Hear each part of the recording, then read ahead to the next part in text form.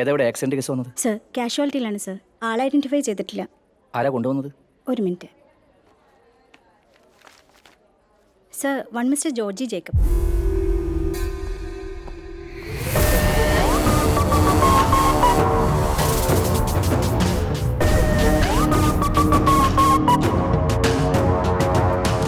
എന്തായി പേട്ടാ? ഡീറ്റെയിൽസ് എടുത്തോ? എടുത്തു സർ. ആ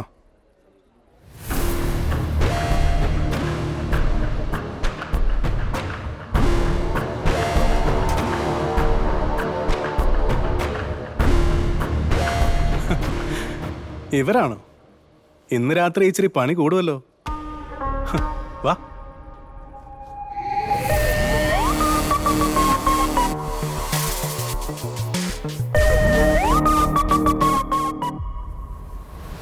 നമസ്കാരം മാഡം.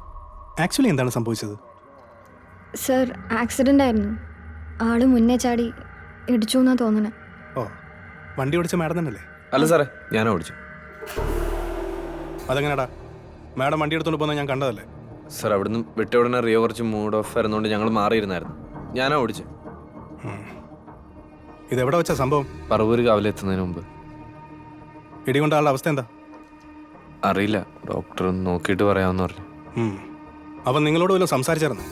ഇല്ല സാറേ, ഞങ്ങൾ കൊണ്ടുവരുമ്പോൾ ആൾക്ക് ബോധം ഉണ്ടായിരുന്നില്ല. രണ്ടുപേരും അങ്ങോട്ട് ഇരി, ഞാൻ ഡോക്ടറോടൊന്ന് സംസാരിക്കട്ടെ.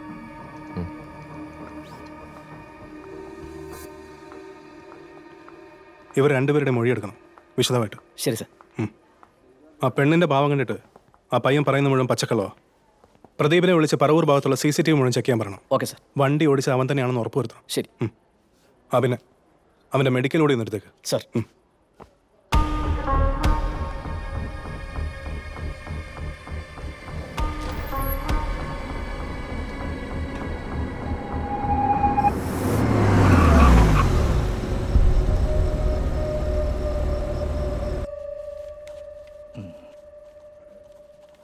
ഏകദേശം എത്ര സമയം കാണും? സമയം 1 മണിക്കൂർ. ഈ സ്പോട്ട് പറവൂരത്തിന് മുന്നല്ലേ? അതെ. ആരാ വണ്ടി ഓടിച്ചത്? വണ്ടി അയാളുടേതാണോ? അല്ല.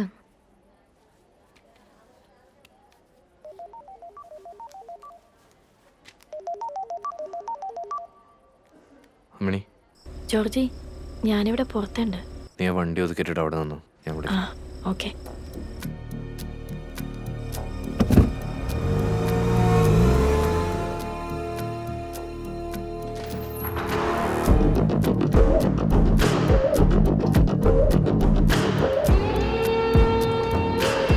എവിടേക്ക് പോയിരുന്നു?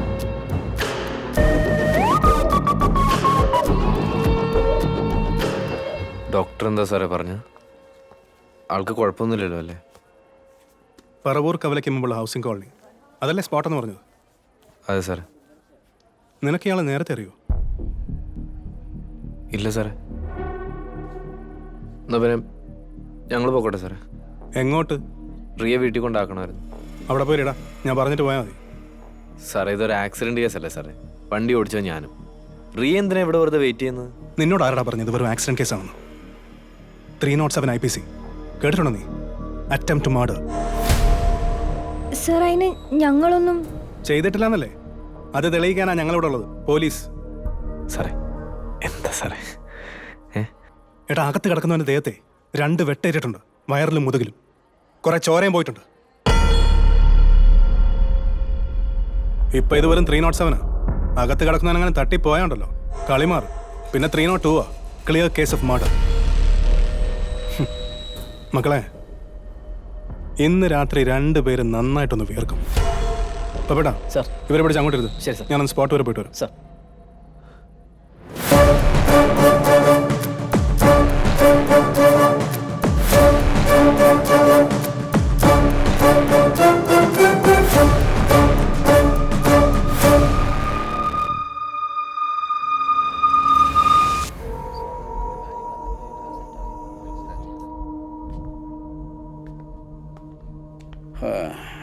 ഈ സാധനം ഒരു കൊണ്ടുപോയി എന്നുള്ളത് നിങ്ങൾക്ക് ഉറപ്പാണോടോ?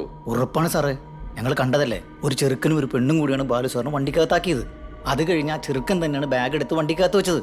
ഞങ്ങൾ കണ്ടതാണ് സാറേ, പക്ഷെ പെട്ടെന്നുള്ള സാഹചര്യം കാരണം കയറി ഇടപെടാനും പറ്റിയില്ല.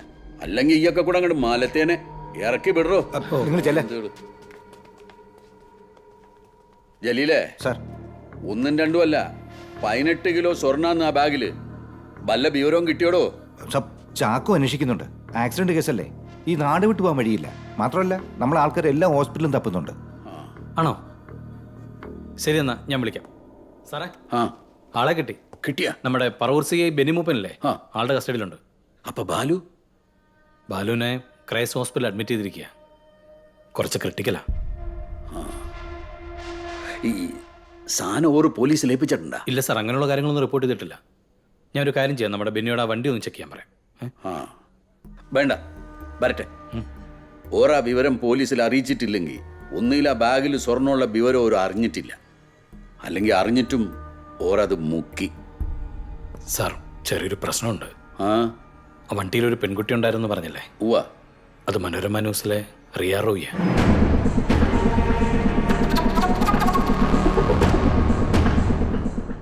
ഉറപ്പാണോടോ? അതെ സാർ.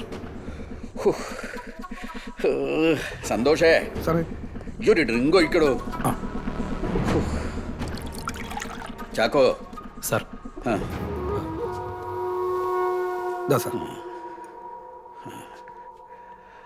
ആ ബാഗിൽ സ്വർണ്ണമുള്ളത് ആ പെണ്ണ് അറിഞ്ഞിട്ടുണ്ടാവില്ലടോ. അങ്ങനെ അറിഞ്ഞിരുന്നെങ്കിൽ ആശുപത്രി മുഴുവൻ ഇപ്പൊ ചാനലുകാരെ കൊണ്ട് നിറയൂലേ? എന്തു വന്നിന്? അത് ശരിയാണ് സാർ. ആ ഈ ഒരു കാര്യം ചെയ്യും സാർ. ഇപ്പൊ തന്നെ സിഐനെ വിളിച്ചിട്ട് എന്തെങ്കിലും കാരണം പറഞ്ഞ് ആ ചെക്കനെയും പെണ്ണിനെ അകത്തിട്ട് പൂട്ടിക്ക്. എന്നിട്ട് ഇപ്പൊ തന്നെ ഈ അങ്ങോട്ട് ചെല്ല്. എന്നിട്ട് ആ സിഐനെ സാക്ഷി നിർത്തിയിട്ട് ആ വണ്ടി മുഴുവൻ സെർച്ച് ചെയ്യണം കേട്ടാ. ഈ സ്വർണ്ണ കേസ് പുറത്തു കൊണ്ടുവന്നത് അവളാണല്ല.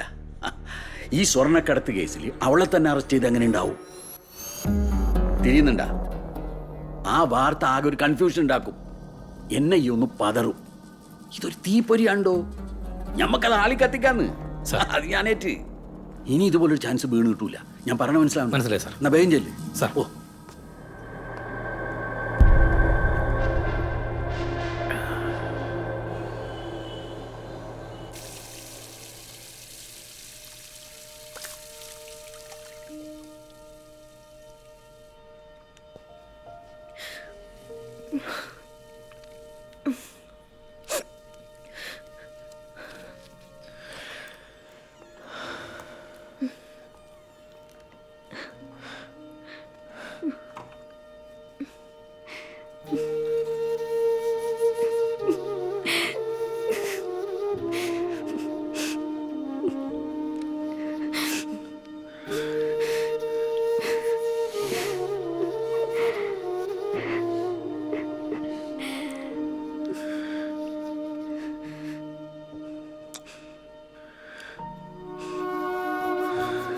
ആ